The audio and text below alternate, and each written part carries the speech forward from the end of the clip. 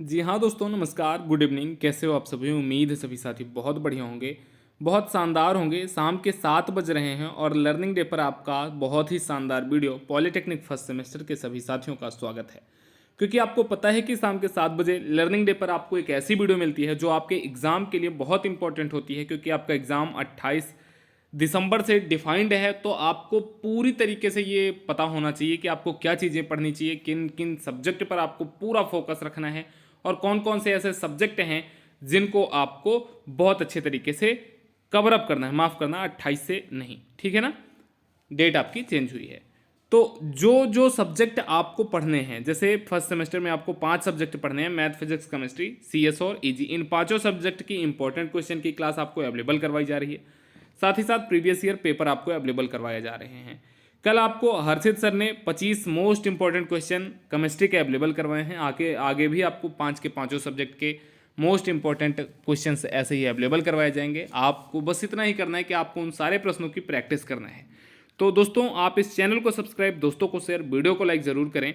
और आज के इस वीडियो में हम देखने वाले हैं कि आपका जो अप्लाइड फिजिक्स है उसके कौन कौन से ऐसे क्वेश्चन हैं जो आपके एग्जाम में रिपीट होते हैं, या फिर आप कह सकते हैं कि कौन कौन से ऐसे क्वेश्चन हैं जो आपके एग्जाम में फिर से आ सकते हैं। ये जो मैं आपको पेपर दिखाने वाला हूँ, ये जनवरी 2024 में पेपर हुआ था। जो बच्चे 2023-24 बैच में पॉलिटेक्निक फर्स्ट सेमेस्टर में थे, उन बच्चों का ये पेपर है। इसमें फिजिक्स में सबसे पहले तो आपसे यंग प्रत्यास्थता गुणांक का बीमीय सूत्र पूछा गया था, मतलब बीमा से क्वेश्चन आया था। तो मैंने आपको बहुत बार बता रखा है कि भाई बीमा से क्वेश्चन आपसे पूछेगा ही पूछेगा। इसका फॉर्मेट ऐसे होता है कि 10 आपसे ऑब्जेक्टिव क्वेश्चन पूछे जाएंगे। जैसे इनमें 12 आपको ऑब्जेक्टिव क्वेश्चन मिलेगा, बट आपको उसमें से 10 करने हैं, क्योंकि आपका 10 नंबर का ये क्वेश्चन है। एक जो क्वेश्चन आपका होने वाला है वो 10 नंबर का होने वाला है। तो यहाँ पे सबसे पहले आपसे बीमा से एक क्वेश्चन बन गया। फिर उसके अब बाद आपका परसेंटेज इरर से, परसेंटेज प्रतिशत त्रुटि से आपसे क्वेश्चन बन रहा है, एक बहुत सिंपल सा क्वेश्चन।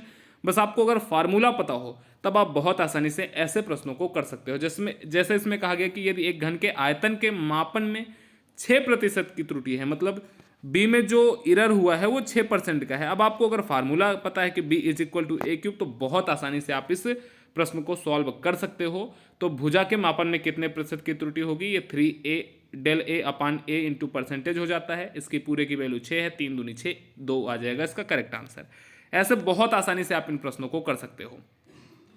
फिर आपसे कह रहा कि एक कण अचर चाल से गतिमान है, इसका त्वरण आपको बताना है। कोणीय विस्थापन मैंने आपको बताया हुआ है, कोणीय विस्थापन थीटा, कोणीय वेग ओमेगा, और कोणीय जो आपका त्वरण होता है अल्फा।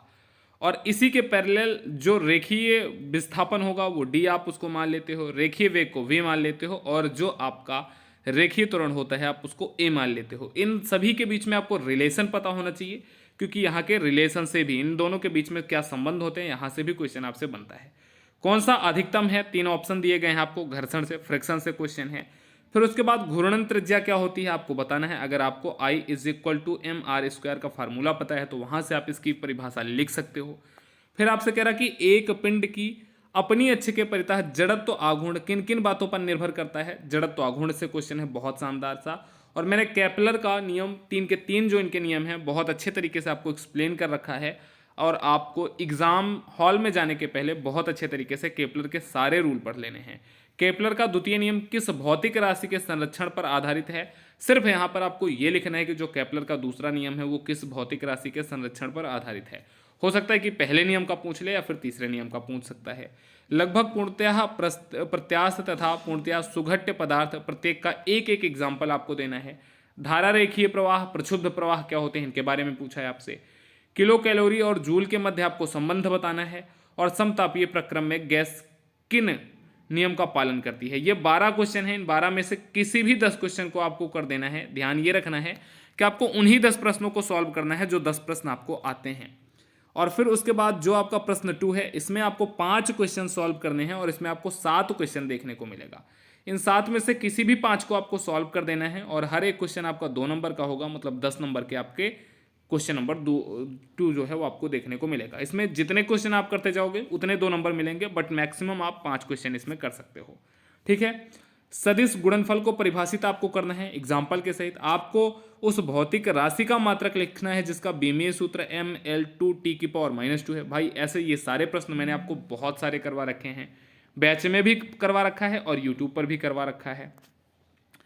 चित्र द्वारा समानांतर चतुर्भुज का नियम, जो समानांतर चतुर्भुज का नियम होता है, त्रिभुज का नियम होता है, बहुभुज का नियम होता है, ये सारी चीजें आपको देख के जानी है, मैंने करवा रखा है। कोणीय संवेग को परिभाषित करिए, बहुत शानदार सा क्वेश्चन है, और इसका मात्रक भी लिखिए, मतलब उसकी परिभाषा प्लस उसका मात्रक, मतलब को एक तरीके से ये कहना चाह रहा कि कोणीय संवेग को आप पूरी तरीके से बताइए।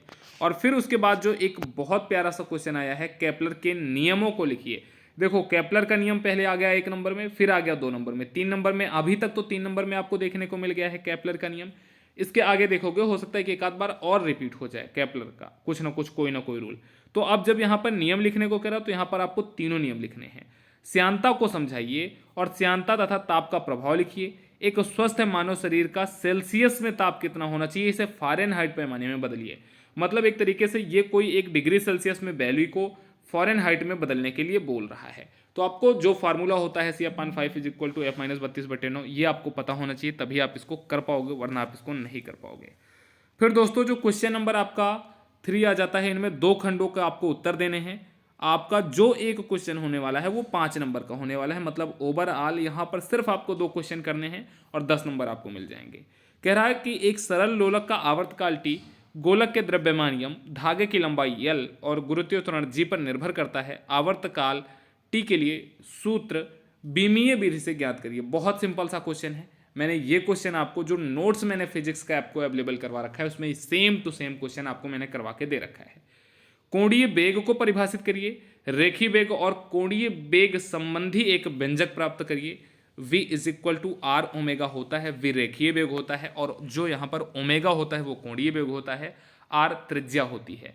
बस आपको इन्हीं के बीच में रिलेशन फाइंड आउट करना है। जैसे ही आप शाम के 7 बजे वाली 1 शॉट 1 वीडियो देखोगे वहाँ पर आपको इसका भी सोल्यूशन मिल जाएगा। समझाइए गाड़ियों के पहिए पर मडगार्ड क्यों लगाए जाते हैं, बहुत प्यारा सा क्वेश्चन है। आप इन तीनों में से किन्हीं भी 2 प्रश्नों को आपको करना था। क्वेश्चन नंबर 4 में भी वैसे ही है, 3 क्वेश्चन दिए गए हैं, 2 क्वेश्चन करने हैं। सामर्थ्य और ऊर्जा से हम क्या समझते हैं, इसको आपको पूरी तरीके से एक्सप्लेन करना है। समानांतर अक्षों की प्रमेय आपको बतानी है जड़ तो आघूर्ण में, और कोणीय त्वरण का गुणनफल क्या कहलाता है ये आपको बताना है। पलायन वेग को आपको समझाना है और पलायन वेग की वैल्यू आपको पता होनी चाहिए। पृथ्वी की सतह पर पलायन वेग का एक व्यंजक प्राप्त करिए, मतलब आपको पलायन वेग का निगमन करने के लिए इनडायरेक्टली ये क्वेश्चन बोल रहा है, ठीक है। तो आपको निगमन वगैरह भी आने चाहिए। और ये सारे क्वेश्चन आपको जो मैंने फिजिक्स का बैच वाले जो बच्चे हैं उनके लिए जो फिजिक्स का नोट्स हमने अवेलेबल करवाया है बैच पे, वहाँ पर आपको ये सारी चीज़ें देखने को मिल जाएंगी। बाकी आप 1 शॉट 1 वीडियो जो डेली शाम को 7 बजे लर्निंग डे के इसी यूट्यूब चैनल पर चलती है वहाँ पर भी देखोगे आप, तो वहाँ पर भी आपको ये सारे क्वेश्चन मिल जाएंगे। अब इसके बाद आ जाता है आपका क्वेश्चन नंबर 5। इसमें कह रहा है कि फिर से किन्हीं 2 खंडों को आपको करना है और हर एक क्वेश्चन जो है आपका वो 5 नंबर का है, मतलब 2 क्वेश्चन आप करोगे तो 10 नंबर आपको मिलेंगे। यंग प्रत्यास्थता गुणांक, बिल्कुल भाई ये तो मतलब इतना रिपीट होने वाले क्वेश्चन है ये। यंग प्रत्यास्थता गुणांक, केपलर का नियम, और एक आता है बर्नौली की थ्योरम। ये सब ऐसे क्वेश्चन हैं कि आपको बिल्कुल रट के जाने हैं। फिर केशिकात्व की घटना क्या है, आपको केशिका नली में के द्रव के उन्नयन के लिए आपको व्यंजन प्राप्त करना है। रेखीय प्रसार गुणांक को आपको समझाना है और उसी के साथ ही साथ आपको इस न्यूमेरिकल वाली वैल्यू को भी सॉल्व करना है, ठीक है। तो मैं आपको एक एडवाइस फिजिक्स में ये ज़रूर दूंगा कि आप फर्स्ट प्रायोरिटी थ्योरी को रखना, अगर आपको थ्योरी आती है। न्यूमेरिकल बाद में जाना, अगर आप न्यूमेरिकल पर 100% श्योर हो फिर पहली प्रायोरिटी आप न्यूमेरिकल को देना, क्योंकि थ्योरी में हो सकता है कि आपका एक आध नंबर कट भी जाए अगर आपने थ्योरी लिखा है, आपको न्यूमेरिकल नहीं आ रहा है। बट दोस्तों अगर आपने न्यूमेरिकल पूरा सही कर दिया तो फिर न्यूमेरिकल के आपको पूरे नंबर मिलने वाले हैं, फिर उसमें किसी भी प्रकार का 1% भी नंबर आपका कोई काट नहीं सकता है। तो अगर आता है तो न्यूमेरिकल कर लेना, और अगर नहीं आता है, थोड़ा सा भी डाउट है, तो पहले आप थ्योरी की तरफ जाना, ठीक है। तो आज हमने आपको फिजिक्स की वीडियो अवेलेबल करवाई है, प्रीवियस ईयर का पेपर। कल हमने आपको मैथ का ऑलरेडी अवेलेबल करवा रखा है। अब नेक्स्ट वीडियो जो आपकी आएगी वो केमिस्ट्री, CS और EG की आपको देखने को मिलेगी। तब तक दोस्तों आप अपना ख्याल रखें, चैनल को सब्सक्राइब, दोस्तों को शेयर, वीडियो को लाइक जरूर करें और कमेंट सेक्शन में हमें बताएं वीडियो आपको कैसा लगा। जय हिंद।